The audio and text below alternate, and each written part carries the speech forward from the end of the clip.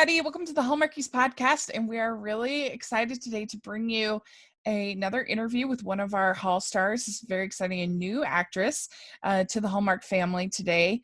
I'm film critic Rachel Wagner, and we're talking with actress Kat Barrell. And Kat, thank you so much for coming on the podcast. Hey, Rachel. It's a pleasure. Thanks for having me. This is such a crazy time. We're kind of, we like to be asking our guests these days kind of, how are you surviving this time of quarantine? Well,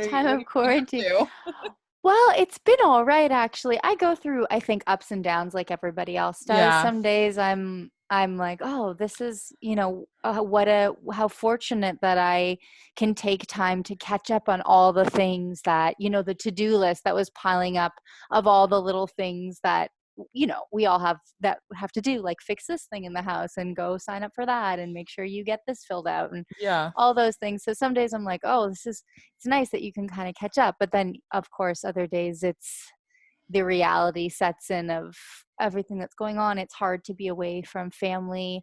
I've been going to, a couple times gone to see my parents, and we like basically just sit in the backyard, like 10 feet apart from each other, but it's still at least nice to, see them. Yeah. But it's hard. It's hard not to hug people. It's hard. And then of course, the real fear and the severity sets in of what's going on. I have a very good friend that's battling COVID in the hospital right now, and she's severely immune compromised, and it's terrifying. So it's like it runs the whole gamut of like, this is so strange, but I get to spend more time with my family, and that's kind of nice, and looking for the silver lining of it all, and then the reality of like how frightening and how serious it is, and it's all over the place. So I find that I'm swinging all over the place depending on the moment. But I've just been focusing on getting stuff done that because I'm traveling a lot for work, it's nice to be home for a significant amount of time. So doing some fixing around the house and redecorating a few things and ordering stuff online. The computer is a very dangerous that online ordering, man. You gotta be careful with that. But that's been nice to be able to get that stuff done and then just reconnecting with my husband and spending time as a family and enjoying some nice hikes with the dog in the forest. And so What's a little bit of everything. What's the most ridiculous COVID purchase that you've made? Oh boy. Most ridiculous. Well, I did go on and buy some jumpsuits online because I've only been wearing yoga pants. Yeah. A lot of yoga pants. I haven't put on a pair of jeans. I was just talking with my agent, and she sent me a picture of her jeans that are like soaked with water. And she's like, oh, I put these on and they don't fit. So I soaked them with water, and now I'm sitting in them to dry and stretch them out. I was like, girl, I haven't put on a pair of jeans in 2 months. I have no idea if my jeans still fit me, and I'm not going to. But I don't know about ridiculous, but I did buy some jumpsuits thinking this would be a nice happy medium between sloppy yoga pants and something that would look nice, even though nobody's going to see me. It would just make me feel a little bit nicer. So I did do that. And then you better be careful because overalls are like the next step. Right. Exactly. I mean, it would be they are jeans, some of them. That might be, but nothing crazy. I do this thing where I'll put the item in my cart, and then if I want it a few days later, then I'll purchase it to try and avoid the impulse buying, because it's so easy to impulse buy online. Smart. But a lot of it is like things that I've wanted to buy for the house and upgrade stuff over the years. I just bought like some vintage mid-century credenzas for my living room and things like that where I've wanted to purchase them for a while. So it hasn't been too impulsive, but it's very easy to buy things online, that's for sure. Yeah, I mean, I've actually toned it down as far as buying stuff online because, I know I'm weird, but the thing is that the 2-day shipping hasn't been working, so it's like less of a draw, which is ridiculous. Totally. But yeah, it has been a very up and down time for me. Like I thought that it would be very easy because I already work from home.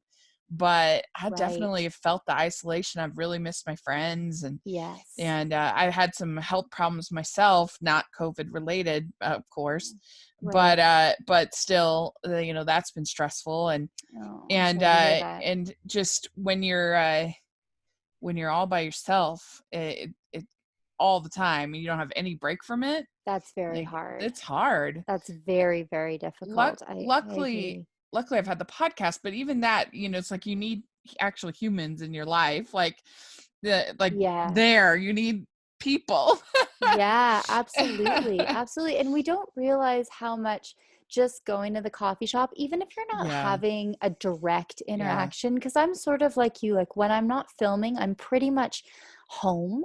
Uh-huh. So, I have said in some ways my days when I'm home feel very similar, but there is something to be said, I think, when we work from home, those little interactions of going to the coffee shop or just Yeah. going out for a walk and sitting on a bench and seeing other people pass by and being able Yeah. to talk with them, I think is so important, such as that sense of community. And it's very difficult when we don't have that. Yeah. Thank goodness there's a theater near my house, about 15 minutes from my house, that Oh, they have a lot of land around the theater by chance, and so they created a makeshift drive-in movie theater. oh, Yeah, wow. where you're not allowed to go outside, like, you're in your car the whole In your time. It's as car. safe as you could be. Yeah. And so they have shown Jurassic Park and Back to the Future, and then tonight I'm seeing Oh, E.T. oh, And so nice. I'm so grateful to them. The first time when I saw Jurassic Park, I just started to cry because I'm a film critic, like, losing Yeah, of the movie theater course. experience Yeah. and seeing my fellow critics and my friends and other things, that has been so hard. And Yeah, so for I'm so sure. grateful to them that they have found a way to kind of at least keep something alive in this crazy time. So Absolutely. And so yeah. how do you feel as a critic about the theaters that are pulling their releases from the cinemas and releasing them Yeah. on video on demand? What do you think about that? It's an interesting thing. I think that it's I think that it's a good thing that they are doing it now. The For the moment, if I'm looking at it as a very short term kind of a thing, I think it's a good thing. If I'm looking at it from the long term Hmm. perspective of what it could do for Yeah. film and that uh theatrical window, that's concerning. Yeah, um, absolutely. Well, because wasn't it like Universal pulled yeah, and then AMC was like, okay, well, we're never going to air another one of your yeah, films again. And I mean, it's that kind of ripple effect where you go, well, what's going to happen to cinema and the traditional yeah, cinema? I because mean, it's, yeah, sorry, there's go ahead. this, no, there's this thing called people might not know listening, thing called the theatrical window. Hmm. And it's basically this agreement between the theater chains and the studios of they get this window of when they have the film and nobody else can have it. And it used to be way longer, like Hmm. way Yeah. longer. And movies used to stay in the theaters way longer. And then there used to be basically like a rental window where Blockbuster would then have it next. Blockbuster. Yeah. Oh, man. I Blockbuster miss would have it Blockbuster. next. And that's why when movies would first come out onto VHS, back in the day, they used to be like $100, $120. They'd be really expensive to buy because it was the Blockbuster window. And then finally it would get released and whatever. And things just keep getting lessened and lessened and lessened and lessened. And you can already watch some movies that are same day on demand in theaters, whatever. You'll see that, but usually Hmm. those movies are not very good, and they're not they're not really getting much of a rollout. But here with Trolls World Tour, here you've got a mainstream movie going straight to video on demand, but it made sense on the short term because there was no theater, there was no window. Yeah, absolutely. And of course, like Universal, they want to keep that because they don't have to divide any of the profits. They get all the profits. And so even though it made less money, it was profitable for them because it was 100% theirs as opposed to. And so the head of Universal come out saying, hey, we'd like to do this more. This is great for us. Yeah. And then the theaters chain saying, whoa, wait a minute here. Hang on a second, yeah. And so that was pretty stupid of Universal to say. And so I think that because there's no way that they're not going to have the theatrical window for something like Jurassic World 3 or Fast and the Furious or the Minions movie. Like those movies are going to theaters. Like, so the whole thing got kind of out of control and ridiculous. Yeah, I mean the Fast and the Furious franchise for sure. See, the thing is, there are movies that you need, like that's like James Cameron's a perfect example. He designed technology to film Titanic, to film Avatar. He consciously made movies that you really couldn't properly experience unless you watched them in the theater. And I think this is one of these things of like, I think it was Martin Scorsese came out and kind of bashed the Avengers franchise and said, you know, this is like what I don't remember the words he used. It was like theme park movies or something like this. And I mean, I understand what he's saying, but it's also like it's hard because it's an art form and a business. And it's this intersection of and audiences just are not we're consuming content in a completely different way. And so I really do think the industry has to adapt, and what James Cameron is doing is exactly what you really can't appreciate a superhero movie in the theaters. At home. But you can appreciate a movie like Marriage Story at home. Yeah. So I think it's just going to become more and more that the cinema experience, the 3D, the 4D with all the extra, like the buzzing seats. I mean, I'm not a huge fan of it, but it's a different, unique form of entertainment. Yeah, I think that family films are actually probably the most vulnerable. That's probably what made this Trolls World Tour especially nerve-wracking for these theater owners. Because think about it, if you have kids, I don't know if you have kids, but no, I don't. But if you had kids, like, would you rather show Trolls World Tour at your house for $20 to rent it for your kids, and they can be loud and annoying and frustrating, and you can get the whatever treats they want, you can pause it if they have to go to the bathroom, whatever. Like, would you rather do that for $20, or would you rather take your kids to the movie theater and you're going to spend $10 per person at least, plus the like $50 popcorn drinks and all that food stuff, plus they're loud, plus it's frustrating, plus others, all the other things that go. So I actually think that family films are the most vulnerable to if the studios decide to push this. I think the family films are the most vulnerable because I think it's the most attractive option. I think most adults still would prefer to go to the theater because it's a social experience event. But for families, it's like it's the only one that I think is less desirable. Yeah, I agree. To stay at home, to stay at home is more desirable for a family, whereas I think for singles, I think it's less desirable for the most part. And so I don't know. It's gonna be interesting to see if that gets pushed more. But yeah, it's, I don't know. It's an interesting. It's a tricky one. We've been following it, and it is interesting. Yeah, so we'll the back and forth between the studios and the things has been pretty interesting. It's crazy. I mean, I'm just afraid that like actors are going to be replaced with avatars. Like, if you're a famous actor, you'll have to you'll sell your likeness, like your skin, essentially, to these companies. And they'll make movies. But then can you think about it? Like, maybe you record the voiceover, or maybe there's a way that they can record enough of you speaking that they can use your voice and make you say anything. I mean, I'm sure this technology exists. And then what happens? And then it's like you can get some A-list actor to do, I don't know, 4 movies simultaneously. It's sort of crazy to think about the future of our Yeah. industry and what might happen, because video games and all these like motion capture technology is so good now. Mm-hmm. It's scary. Yeah. But No, we're it not there is yet. true. It is true. I mean, you watch something like Yeah. Captain Marvel and you're like, wow, they look really good. Yeah.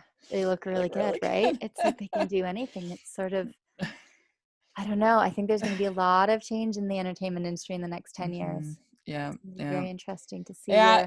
where And we end up. it's going to be interesting to see when they start filming again, who's going to take Mm-hmm. that first leap, Yep. and what's it going to look like and what's going to happen. And I don't know, it's just none of us have ever experienced, so we're all just kind of watching and Waiting and watching. Well, they have waiting. started shooting um in Australia, I believe they Oh started. yeah. I think with Yeah. a In New Zealand, with because I think a New or Zealand New had a hard time. Zealand, they Yeah. started something. There are slowly things that are opening up, and I've heard a lot because I'm actually in the middle of shooting right now on a sci-fi show called Winona Earp, and we Uh-huh. were only 6 episodes in and we stopped. So we've got Mm-hmm. 6 more episodes to shoot.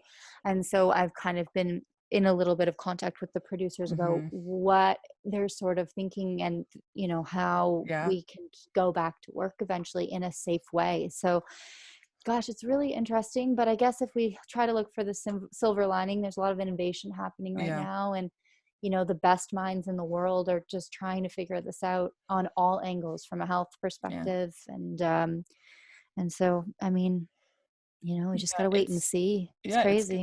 It's gonna be Yeah. fascinating, and to see what kind of creativity came, particularly from writers during all this, it's gonna be fascinating to see how it all play Mm-hmm. out. Mm-hmm. But let's dive into learning a little bit more about you. This has all been very, very good. But tell us a little bit, what inspired you to get into acting, to become an actor? I always had a pretty vivid imagination as a kid. I'm a rather introverted person, and I Mm-hmm. think for me, what I really love about acting is the freedom to, I guess, experience life in someone else's world and try things that Catherine, may never try, or be Mm-hmm. too shy to try. Or I kind of love that. I'm not I find there's like kind of 2 different types of people that tend to gravitate towards acting. There's people who really love the performative entertainer aspect of it, making people laugh and feel and being more like out there. And um, then there's, I think, actors who I've met who are more like the side I come at it from, which is a little bit more of the chameleons and loving to step into someone else, in that character kind of giving you permission to live a version of life that you might not. And that's, I think, what I loved about it. I love the getting to try completely different lives that I would never get to. That element of pretend. I mean, it really makes me excited, and I love the idea that you can provide a cathartic experience for a viewer, and that they can kind of process their emotions through these characters. I find that very rewarding. So how did you kind of get started? Did you do plays in high school Oh yeah. yeah. I did plays in high school. So I did stuff with my high school didn't actually have a very good arts program. We were more of a sports school. So because of that, though, sort of a blessing in disguise, because we didn't have really an arts program. And literally my gym teacher was my drama teacher. So Mm-hmm. when she saw that I took such a keen interest in doing theater and plays, she really gave me kind of the ability to try. Sorry, just getting a little plumbing issue fixed in my Uh-oh. house, and they're drilling through the wall. So I don't know if I Okay. should stop or keep going. That No. sound just might come back. Okay. That's all But right. so yeah, so I was really lucky, because she was kind of like, listen, if you want to mount a play, if you want to use the stage, whatever you want to use, you're really responsible. I trust you. So if you want to use it, just let me know. Kind of like, here are the keys. And I remember my best friend Bridget and I wrote a play in high school, and we cast it, and we put it on, and we sold tickets, and people came, and it was this really incredible. We built the set, this really amazing experience. And I remember we had to share the stage with the football team. So like all these sweaty, stinky guys would come on the stage with their cleats, and there would be like mud everywhere, and it would reek. And I would have to, before rehearsal, like sweep the mud off the stage. Just pause for the drilling. What were they doing? What was the football team doing on the stage? Well, because we just didn't have the space. Like we didn't have the space for I don't know how many guys are on a football, 50, 40. So they were just practicing or something? Yeah, so they would get changed there because we didn't have the locker room space for them to keep their equipment anywhere. And, heaven forbid that the football players bring home their equipment. So they got to keep it on the stage, which meant that I had to move it out of the way in order to use the stage. Like, this is how little support there was for the arts in my high school. But it was funny because I was actually a basketball player in high school. I played a ton of basketball, and so half the year I was sort of in the sports world, and then half the year I would in the spring I would switch over and do the plays. And so I knew the football coach, and I so vividly remember going to him like all fired up and being like, you have to tell these guys to clean off the stage. It's so disrespectful. But I was really lucky to get the opportunities that I did to be creative and to write. And I directed The Wizard of Oz in high school, and all these things that if I had gone to a high school with a huge performing program, I never would have gotten to kind of take the initiative on that. And I actually think I really grew because I didn't have the resources readily available. But I did that in high school. And then I also had a community theater program that I did a few plays with. And then I went to musical theater school. It was the only school that I wanted to go to, sort of the dream. It's a really amazing program for musical theater. And all I wanted to do for years was to get into this program. And I took dance lessons and extra singing lessons when I was in high school to prepare for this audition. And it was like a notoriously challenging program to get into. And then I got into the program, and within 6 months, I realized that it actually wasn't the right program for me. And I ended up switching and going to classical theater school. I had a teacher who very kindly pulled me aside and was like, listen, I don't think you're going to rise to your potential as an actor in this program, this musical theater program. I think you should look for an acting program.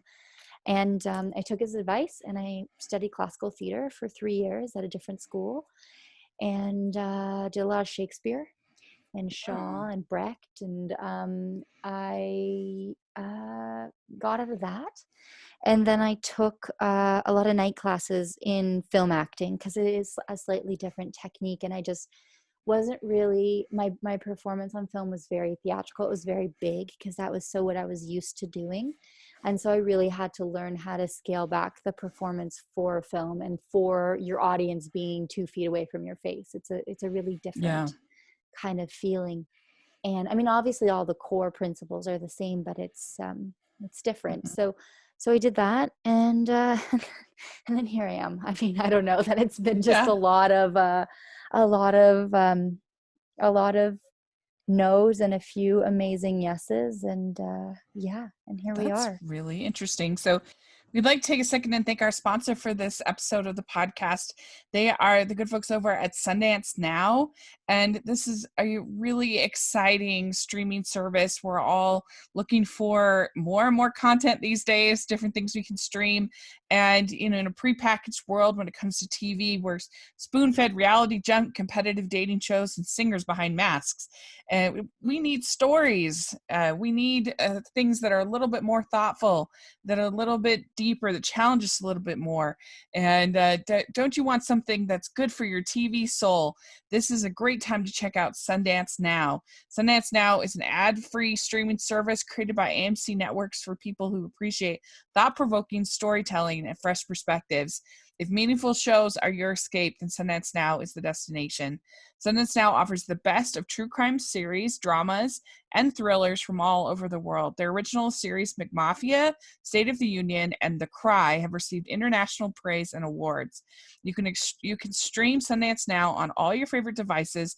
Just download the app or watch online and discover exclusive shows from around the world instantly. And one thing that the Hallmarkies crowd will really enjoy is they have an entire section that is all for romances, which we really enjoy, including a latest version of Wuthering Heights. And if you love your period pieces like I do, then you can really enjoy that. There's also all kinds of documentaries. There's all kinds of series. So there's a lot of really wonderful films and shows that you can watch on Sundance Now. Sundance Now is available as low as $4.99 a month. That's an unbeatable price for award-winning content. And so start your next streaming obsession now. Try Sundance Now free for 30 days by going to sundancenow.com. Use promo code Hallmarkies. That's sundancenow.com, code Hallmarkies for 30 days of free streaming. sundancenow.com, code Hallmarkies. Yeah. So you were doing music dance and you moved over to just doing more classical acting. Yeah. So got rid of the music component. Is that the big difference? Yeah, I mean, well, and musical theater, it's a different performative style. You're dancing and you're breaking out into song, and whereas classical theater was almost more like getting really back to the basics, and a lot of text work, a lot of text analysis, a lot of accent work, body work with different movement coaches, and really just, if you think about when I was in musical theater school, my day was a third spent on developing as an actor, a third as a singer, and a third as a dancer. I was never going to be a dancer. It just was never going to happen. I'm really tall. I was never going to be in a chorus because I was just going to stick out like a sore thumb. And to get into musical theater, that's sort of your way in. You kind of go into the chorus and then you work your way up to playing leads. But I was always an actor first and a singer second, and a dancer very, very behind both those skills. So yeah, I know I made the right decision. Sense. I still have a huge soft spot for musical theater in my heart, but looking back now, I can't imagine working in musicals. I just don't see myself there anymore, but I do miss theater a lot. I worked a little bit professionally when I left theater school, but then I fortunately started booking a lot more film and TV jobs, and it just sort of went in that direction. But I would love to do a play again. Do you have a favorite Shakespeare role or dream Shakespeare role? Oh boy, I would love to play Lady Macbeth one day. Yeah. I mean, talk about an incredible role. I mean, Ophelia in Hamlet is an amazing role. I think I'm definitely a little bit too old for that now. I always wanted to do Juliet, but what young classical theater major doesn't. Right. But I would love to play Lady Macbeth. That would be definitely a dream. I played the Princess of France in Love's Labor's Lost, which is a weird play, but I had an incredible experience doing it, and I actually really loved the part. And Twelfth Night would be another one I would love to do. That one's really fun. Beatrice, I think, would be fun. In that one would be fun and Lady Macbeth, I think, is probably the most iconic female role, maybe in Juliet. I mean, it would be interesting. I haven't worked on Shakespeare in so long, and back when I was doing Shakespeare, I was like 10 years younger than I am now, so there was so many amazing parts for women that I just wasn't ready for yet. I wasn't old enough yet, and I would so love to go back. I mean, I've really thought about going to New York for a week and just taking a Shakespeare intensive. I actually would love to do that. So maybe that's in the cards for me in the next little while. It would be really amazing to just get back in there. I just miss it so much. And there's all these parts now that I'm old enough to start to work on. And like there's material that I never could have touched before. So that would be really amazing. So were you always in Toronto? I've gone back and forth. Yeah. So I've gone back and forth to LA. My husband is also an actor, and he was working in LA, and we traveled back and forth. We actually were living there full time last year, but it just, fortunately I've been working a lot in Canada. So work kind of kept bringing me back here. And now with all the technology, I mean, I self-tape auditions for My American Manager all the time, and they get submitted. We don't have to be there anymore, which is nice. You know, you don't have to be in LA or New York. LA wasn't totally for me. I love the weather. California is a beautiful place, but I didn't love the city, like to live full time for a long time. I think I'm more of a New York if I was going to choose one of the two cities. But Toronto is sort of perfect. I mean, my family's here. I grew up just outside the city. I'm such a Canadian at heart. And so I think Toronto will always be sort of home, and then there'll be like little satellite cities for work. I've spent a lot of time out west shooting in Calgary, Alberta, which is another part of Canada. And but Toronto's home. Toronto's definitely home. Well, I mean, it works perfect because it's where Good Witch is That's shot, right. so yeah, it's very the convenient. Studio is like 25 minutes from my house. It's amazing. It's the closest I've ever been to work, like to somewhere where I'm consistently filming. I'm usually traveling for stuff, so it's such a nice experience getting to wake up in your own bed and coming home at night, and it just makes you feel a little more connected to your life rather than that your life has to go on hold while you're working. Right. So that's been a really wonderful aspect of shooting Good Witch for me, for sure. That makes sense.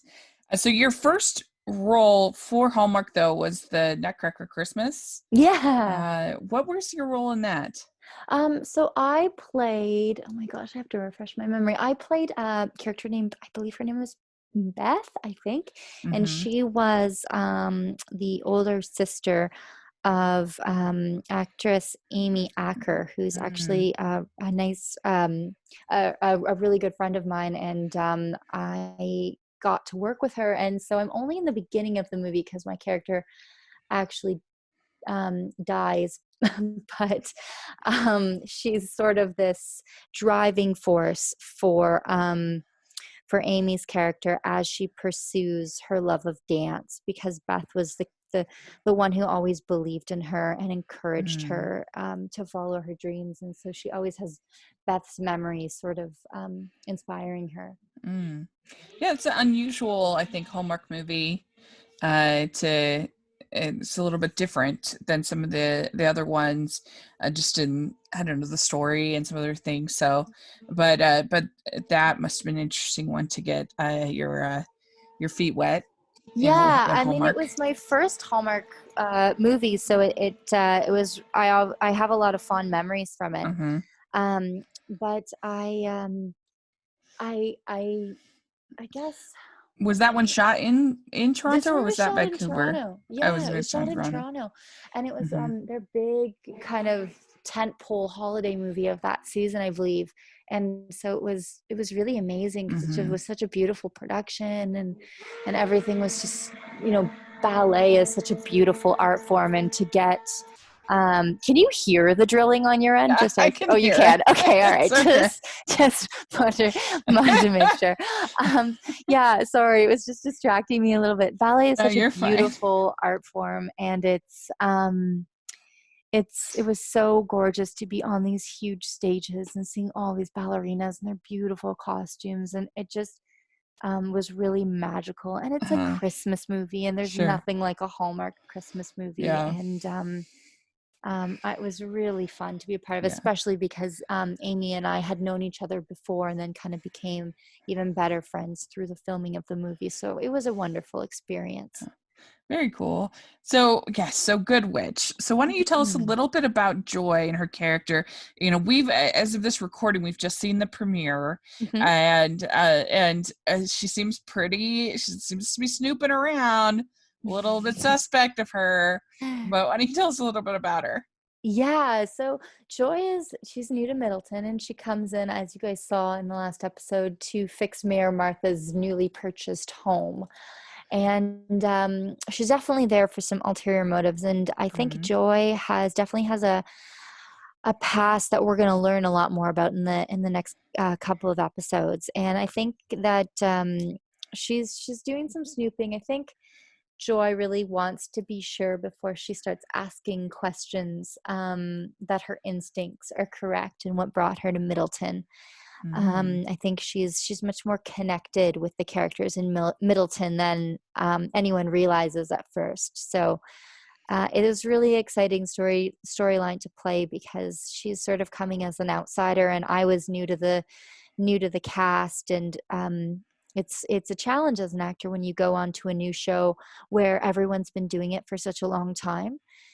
You just never know if you're going to fit in, if what the vibe will be like. But everyone was so lovely to me on Good Witch, and really kind, and welcomed me and made me feel like I'd been there forever, which was just so lovely. And I think my personal journey on the show as an actor really paralleled Joy's. As we find out more about her and she gets more comfortable, you can definitely see her personality opening up. And I felt that way as an actor too, after those first couple episodes, when you get the nerves out of the way, it just was such a lovely experience with the cast. I mean, you have the right name for it. Absolutely. For that cast, because there's already 2 other Catherines. So that's right. Yeah, I know, right? We have Catherine, Kathy, and I'm Kat. So Catherine Bell, Kathy Disher, and Kat Barrell. But yeah, it's pretty funny. We definitely joked a lot that you have to be Catherine to get on Good Witch. I know. I talked to Kylie, and she was like, "There's so many Catherines." But that must have been it must have been a little bit scary to go into a new set, like you're saying, but also just really a cool group of people to be a part of.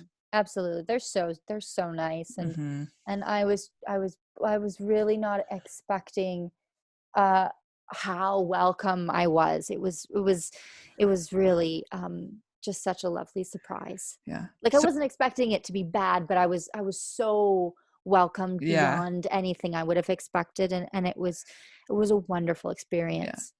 So it must have been fun working with Catherine Disher in particular, and her role as Martha, because you guys are renovating this house or something like that. Yeah, so we're going to be renovating this old manor that Martha's just purchased, and we actually got to shoot at this amazing property in Hamilton that is sort of, unfortunately, a bit of an abandoned property, but so cool and so much history there. And I really personally love old homes and have this dream that I'm going to buy an old home and restore it back to its former glory.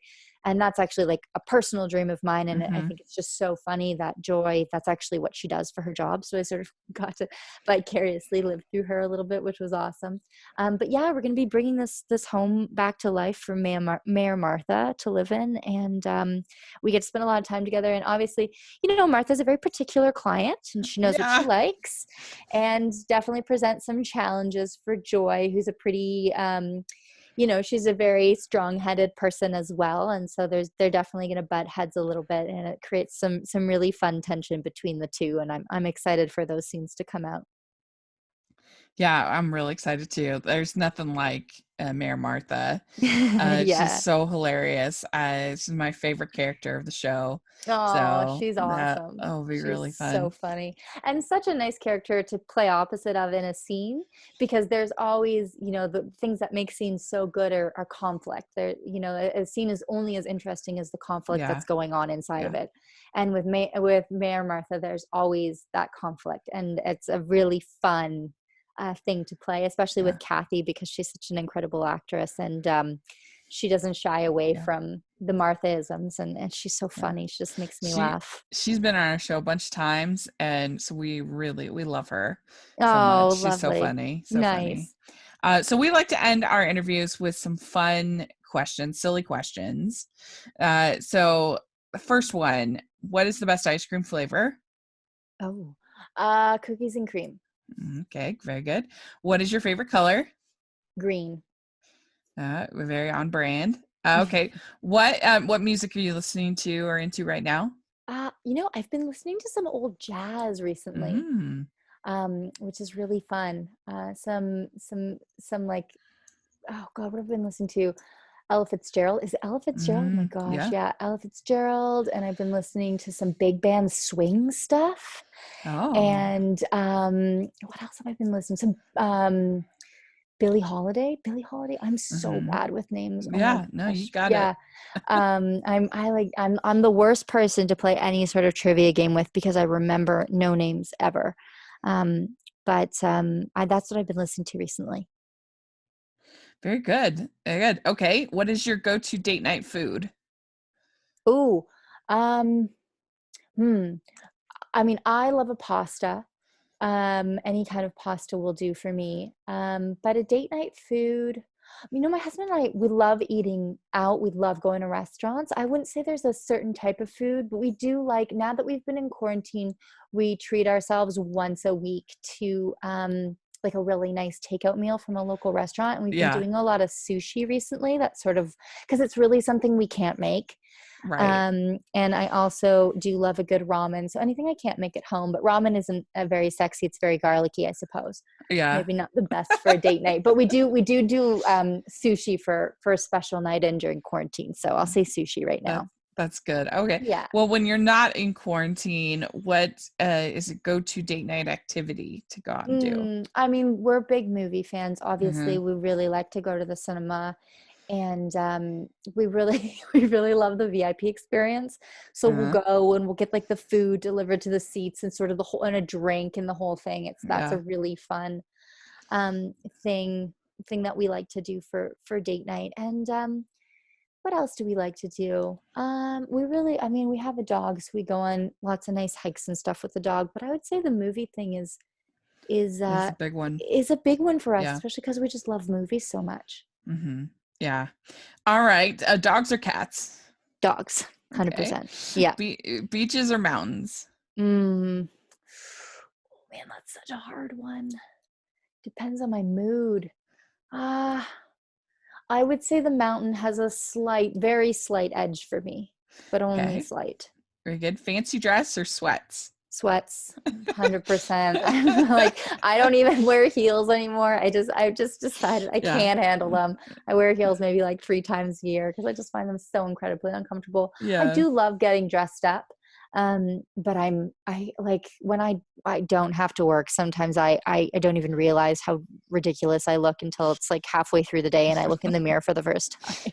Yeah, we've all kind of gone to dark places. Yeah, exactly. The mail order jumpsuits are coming through. Yeah. It's like a old Seinfeld thing where he's like, "What's the point where we all just decide we're all wearing the same outfit?" Exactly. Individuality is over.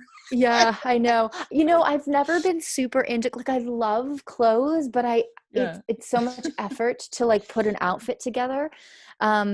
So for me, I find that I really love the idea of the capsule wardrobe where you have just a few pieces and you sort of interchange them. Right. But it is true. Whenever you see anything about the future, they're all wearing the same clothes. The same clothes. I mean, I had a uniform in high school. I loved my uniform because I just didn't have to think about it. Right. I've never really been someone who's expressed myself through clothes.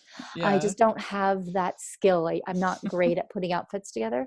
Yeah. And so for me, it's like my dream is that, that closet in Clueless where she has a computer screen, she can like put her outfit together. Yeah. That's my dream. Only another level of it would be that a stylist would put the outfit together for me and it would just be there in the morning when I woke up and be like, this is what you're wearing today. I feel like we're not that far off from that. Oh I feel my like gosh. it's or coming. like it would analyze the weather and I would put in what I'm doing that day and then it would just spit out an outfit. Yeah. That would be amazing. Yeah, I think so. All right. Well, what's your favorite holiday to celebrate? Thanksgiving. I love Thanksgiving. Nice it's like low pressure and it's all just about family and celebrating the seasons. Great food. I love fall food, pumpkin and squash. And I love Thanksgiving. What do you get assigned? What's your typical role in Thanksgiving? I'm actually not a great cook. I'm a really good decorator. So usually I'll make a side dish and I'll do like the table decorations and the centerpieces and just make it look really pretty. That's sort of my thing. My husband's the cook in our house, thankfully, because I would be eating crackers and cheese all the time if it weren't for him. He's an excellent cook. And so typically we'll do the celebration at my mom's house and I'll do the kind of the festive decorating aspect. At least you know your role. That's good. Yeah, I know my role. I stay in my lane. I'm good with that. Yeah. All right. Last question. Do you have a favorite Hallmark movie? Or you can say, since you're new, you can say a favorite rom-com.